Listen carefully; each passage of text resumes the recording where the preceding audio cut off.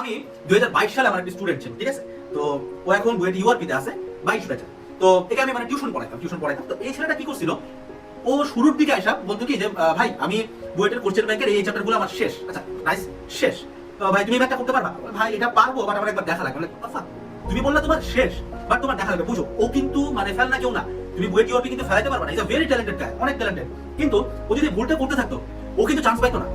আমি সেভ করছি এমন কিছুই না, আল্লাহর ইচ্ছা ছিল এবং ও চেষ্টা করছে। কিন্তু আমি ওকে একটা রাস্তা বুঝাইছি, জিনিসটা একটু বুঝো। তুমি বলছো যে তুমি কোশ্চেন ব্যাংক পারো, ভালো কথা, কিন্তু তোকে একবার দেখতে দিতে হবে। মানে পেটে আছে মুখে আসতেছে না, সামথিং লাইক দ্যাট। এই কনসেপ্টে তুমি যদি চলতে থাকো, তুমি বুঝো সময় কিন্তু থাকবে না। তুমি মনে করো আজকে ভেক্টর ক্লাস হইলো, তুমি ভেক্টর পড়লে, কিন্তু তুমি যতক্ষণ না ওই কোশ্চেনটা রিপিটেটিভ অ্যামাউন্ট টাইম ধরে সলভ না করে একদম মুখস্থ লেভেলে নিবা, তোমার কিন্তু জিনিসটা তখন আয়ত্তে আসবে না। এবং তুমি যদি আজকে আমাকে বলো যে ভাই আচ্ছা ভেক্টরের এই চ্যাপ্টারটা আমি পরীক্ষার আগে রাতে একবার দেখলে আমি পারবো, ভালো কথা। পরীক্ষার আগে রাতে তোমার যদি কয়টা চ্যাপ্টার থাকে? ফিজিক্সে 14টা আছে, ম্যাথে আই গেস 12টা আছে, সব মিলাইলে, কেমিস্ট্রিতে আই গেস 10টা, বায়োলজি আছে, বায়োলজি তো মানে 14 12 10।